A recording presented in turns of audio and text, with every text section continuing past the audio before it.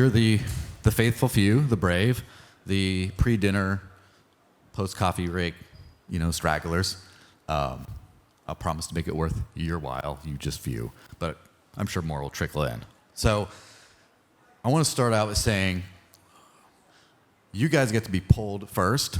Maybe I'll poll it at the end as well, but by a show of hands, who here owns some kind of cryptocurrency? Is there anyone who doesn't? A couple. Okay, so of those people who own it, how many people self-custody? I mean, you hold your own private keys. Now we're about half the room. Of those people, how many have ever bought or paid for a good or service with cryptocurrency? Slightly smaller, but still pretty good. How many do that on a yearly basis? Every single year you've done it.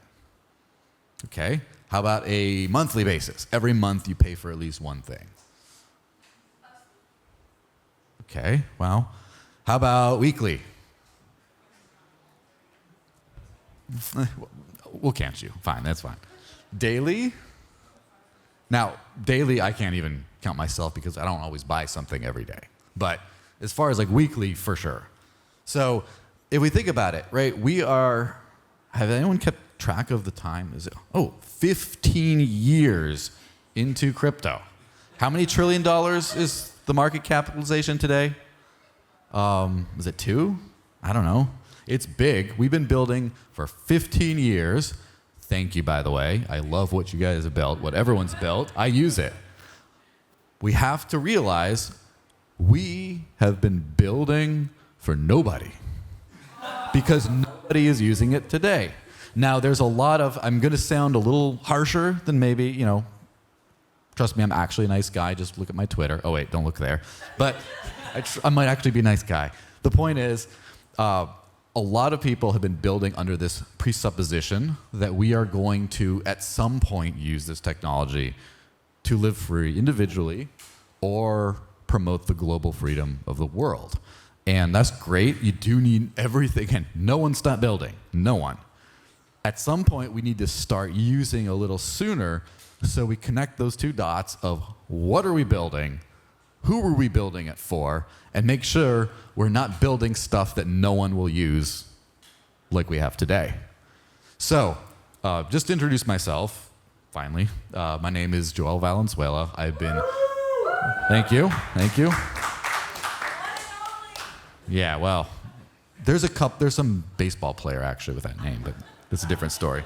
I've been using cryptocurrency for about 11 years now, and ever since I've been using it, I've been using it as often as I could.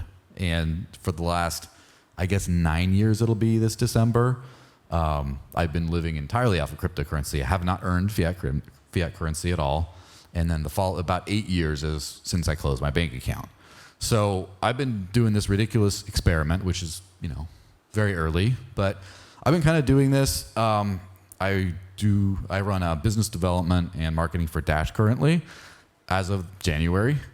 I have been involved in the Dash ecosystem in the past. I've done a bunch of different things over the years. And over the last couple of years, I kind of sat back a little bit. I kind of sat back and was like, where is all this going? I'm just going to do what I do. I'll talk about everything. I'll do everything and whatever. And at some point, I realized that sitting at the sidelines isn't helping anymore. That at some point, we are 15 years in, me and a few people I know, I can count on one hand, actually use cryptocurrency for most of their transactions. And it's my responsibility to do something about this, especially as I know something about this and I can't. So I'm kind of blaming myself here. So I decided I got to get back into it full time. And I picked the path that I thought I could make the most difference. And I'm just going to keep pushing it forward until we get there or until, something happens to me, which fingers crossed it doesn't. So there's 3 big problems with why we don't largely use cryptocurrency today. There's 3 big reasons there's a million. Let's start with this, okay? So number 1, it's just too easy to pump bags and get dev funding to build a bunch of stuff for a day that may or may not come. And I'm kind of arguing against the free market here, not really, but basically, why wouldn't you?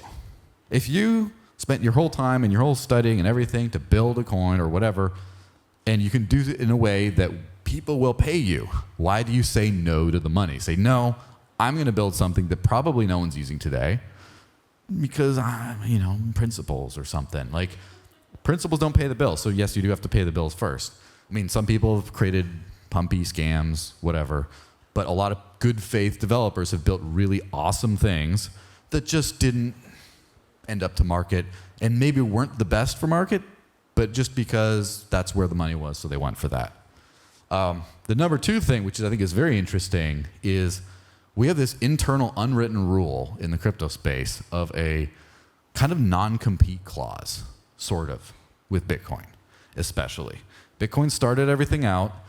People still kind of hold it up, a lot of people, less so today, but as freedom money, that this is the revolution, kind of give homage to Satoshi's amazing invention and pretend that that's still today, that today it's the same thing. And even Ethereum, which has done so many fantastic things and built so much, succeeded because of not doing what Bitcoin did. No, we're not competing at all. We're doing over this. Of course, Bitcoin maximalists don't care, but that's a different story. So there's kind of non-compete clause with Bitcoin over freedom money. And I don't think Bitcoin's succeeding at freedom money today. I'm sorry, I just don't. And no, a lot of people agree with me and are not competing for some reason. There's this internal, we can't do it. But then there's also a non-collaborate clause amongst people who do compete, right? How many times do you hear a Bitcoin Cash guy say something nice about Litecoin? How often do you see a Litecoiner say something nice about Dash? How often do you hear a Dash person say something nice about Monero? How often do you hear a Monero person say something nice about Zcash? Never. So, especially that last one. But we have this thing of where the network effect is so split because everyone, first of all, upholds Bitcoin as something it currently is not. Now, I'm not even making the argument that it doesn't have value or whatever. That's a completely different discussion. But just as the freedom money for payments thing, somehow people won't compete. They won't even compete. And when they do, they won't band together and be like, sure, let's compete against each other for who gets the most market share, but let's make sure the market grows. Let's make sure we're not bashing each other all the time, not doing single coin solutions for the 5 people that pay for the coffee over the course of a month, and then the business stops accepting it when you all could have grown and sustained that adoption for all your communities. And the last thing is people in the, bless you, people in the community, in the crypto community, keep gaslighting users about using things that just don't work. And obviously the number one example of that, is the low-hanging fruit is Bitcoin and the custodial Lightning ecosystem and all that about failed channel payments, whatever. That's the easy criticism, right? The harder criticism goes down to maybe not that much harder, but for example, the very fragmented Ethereum ecosystem. So I wanted to do some subscriber NFTs for my channel, and so I did them. And at first I was like, okay, what am I going to use? Ethereum, not at those gas fees. So I have to pick an L2. And then, okay, Polygon seems to be the biggest one. And I centralize, okay, whatever. I can't be picky here.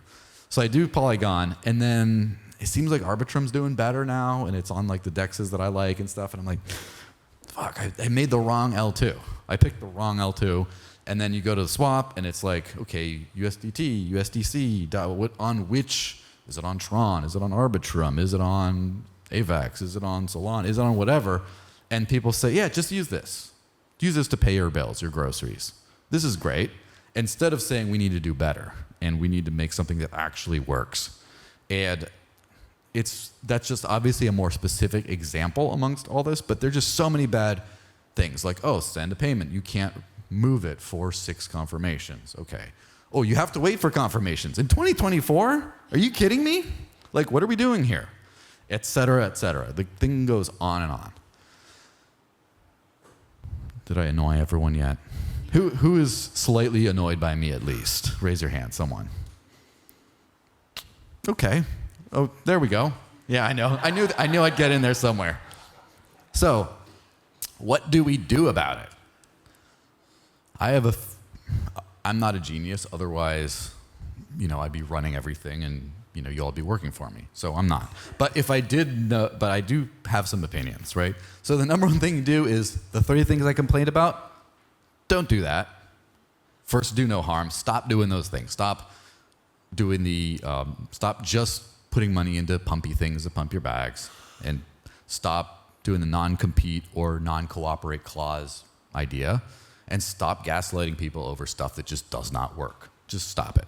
Number one. Number two, actually, I might have forgotten what's number two on the list. Let me actually check this real quick. See, this is how you know this is authentic, is because you actually see me poking in my notes when I forget. Oh yes, how could I forget? You have to build from a principles first standpoint. And for me, in crypto, there's three big principles. I'm talking about the money thing, but it can apply to everything. And this is not in order of magnitude, by the way. They're just there. Number one is stop using government money, right? You don't want your token, whatever your value thing, to be pegged to something that is centralized and ruggable. And so that's where like the Bitcoin type store of value narrative comes from, or bit denominated in Bitcoin, whatever it is. And now I'm not against people using stable coins as a tool, right? Not at all. It just, at some point, you should be trying to push people towards using something that doesn't have value that rugs people, basically. And the number two thing is self-custody. I think this is the most important thing. The entire point of this is you own your money. You own your money. You can't have people take it away from you. Say no to custodial solutions. Just sometimes you might, wherever you have to, okay, whatever, but let's stop signing people up for custodial solutions. If we need to, we can get people to learn about self-custody or get self-custody solutions to be easier to use, but just reject that. And then the third one is privacy. Now, privacy, the biggest part of privacy is just pseudonymity, where this is very hard in the Western world to do anything without KYC. So obviously we're trying to hit as many of these three principles when building and adopting as possible. Some do your best. So if you have a KYC solution to onboard people for receive their paycheck in crypto because they can't natively earn, fine, whatever, you're doing your best. But so KYC, but also privacy is a massive thing. And there's stuff like the whole EVM world is just very transparent, and I'm not going to talk too much criticism about that because of the awesome projects here today, like for example Railgun, that's doing a lot of great work to make that better. And there's there's privacy tools on other chains, but basically we need to at least have those three principles when we're building. And then the final thing that I think we should do is just make sure your UX doesn't suck. Your user experience, make sure it's straightforward and streamlined to where people can scan a QR code, send, or send to a username, that's a big one, and send, and it just works.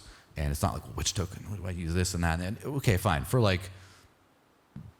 DeFi speculators doing 5x leverage, this and that, and meme tone, okay, fine. You can do all that. But for the average person, if you're trying to tell people to spend it, it should just work. Just work.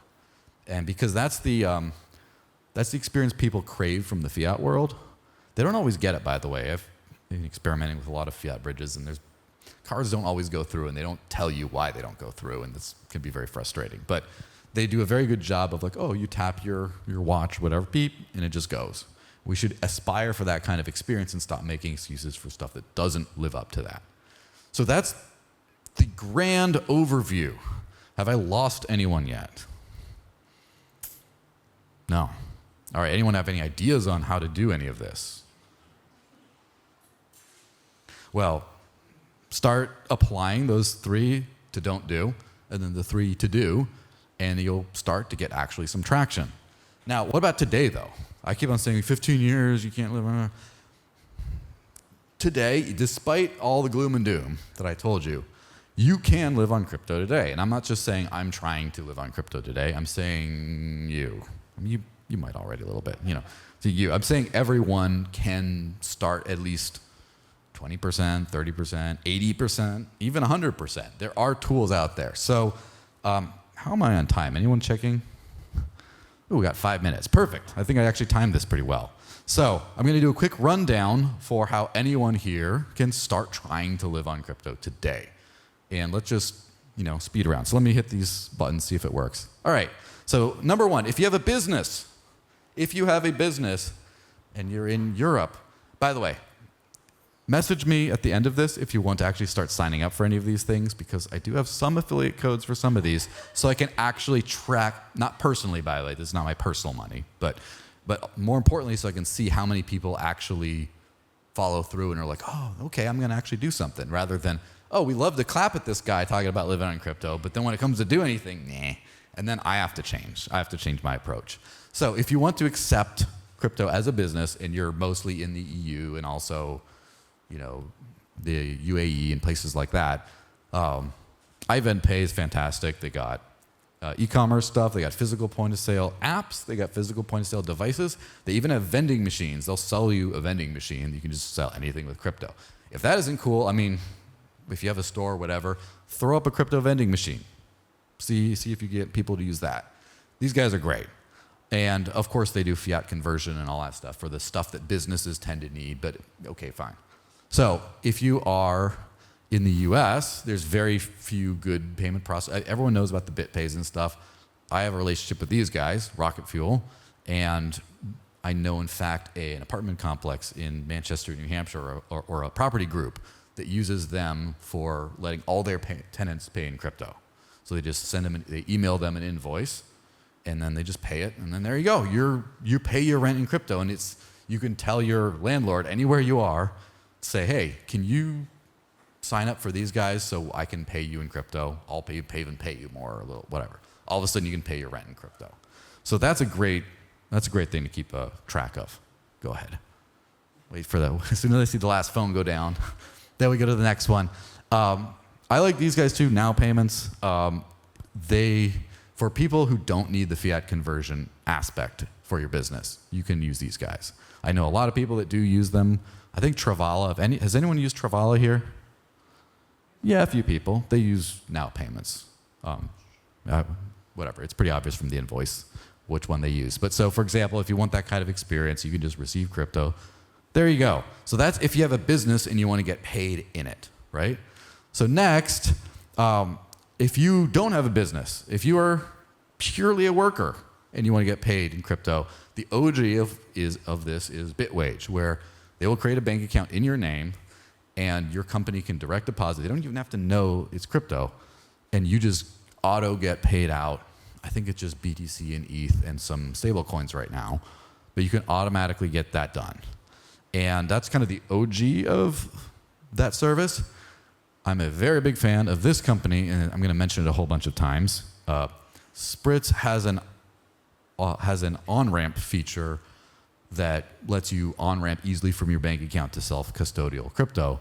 They're working on the bitWAGE style direct deposit type thing, where you could also get paid, but not just BTC and ETH, but also everything else they support, like any of the, like Avalanche, all the EVM thingies, Dash, even Pulse Chain, I think. I think they even got that. So if you want to get paid all in Pulse, for example, there you go. You can do it, or you will be able to do it very soon.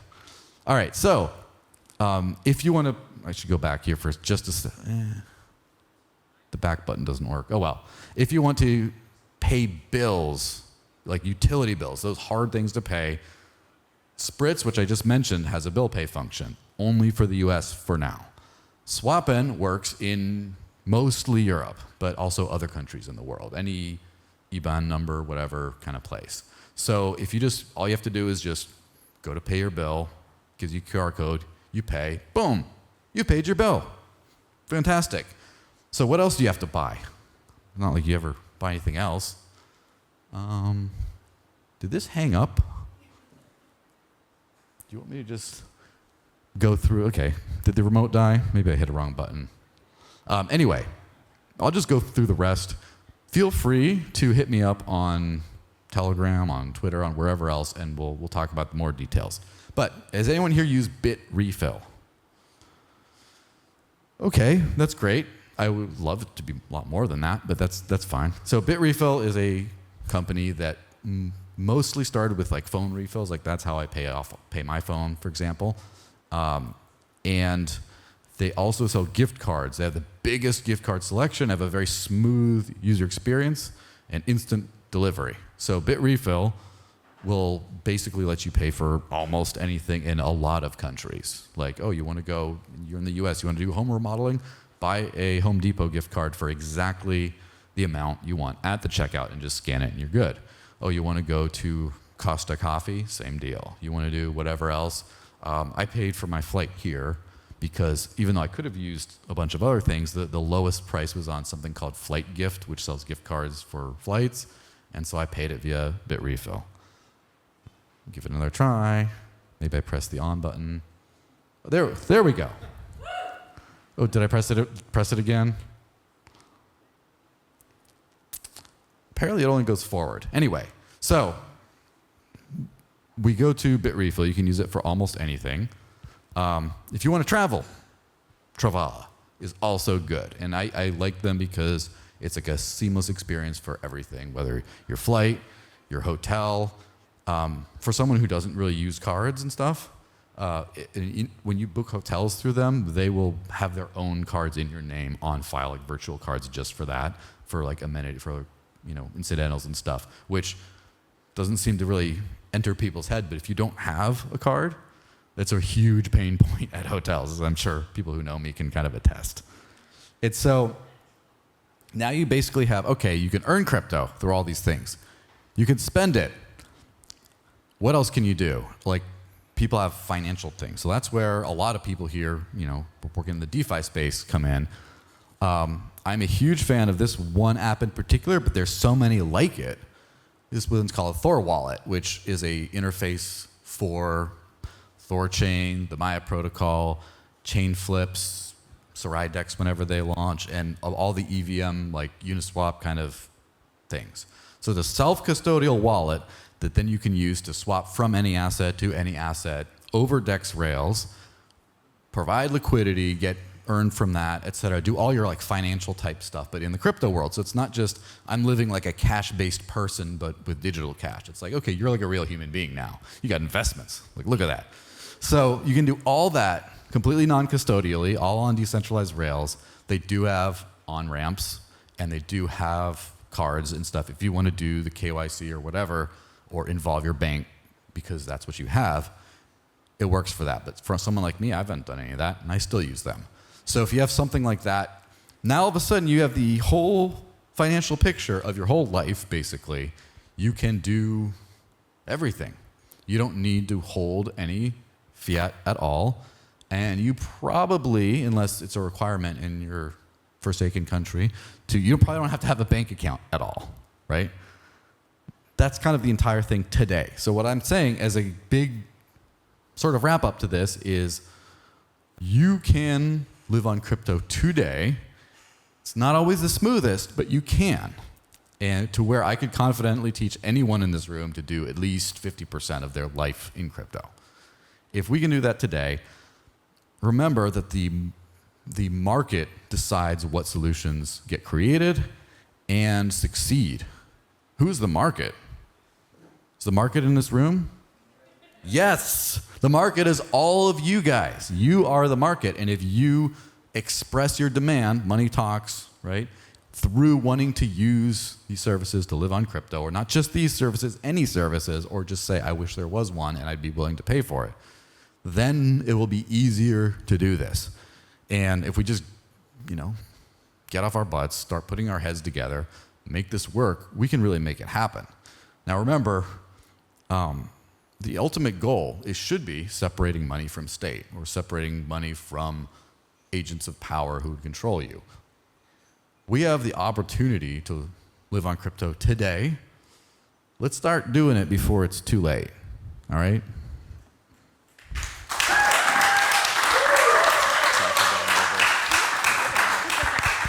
Awesome, thank you so much. I was gonna show my Telegram or whatever. Do you know how to spell the desert links? Desert is in dry place, links is in kitty cat. Or if you probably look up the Crypto Canal Twitter or any ETHDam tags, Yes. I bet you. On Twitter, on Telegram, on Discord, all the same handle. Hit me up. I'd be happy to talk to anyone. And you'll be around for the next couple days, right? Yeah, I'll be around. Awesome. Thank you Thank again you. so much for educating us. Okay. I got it.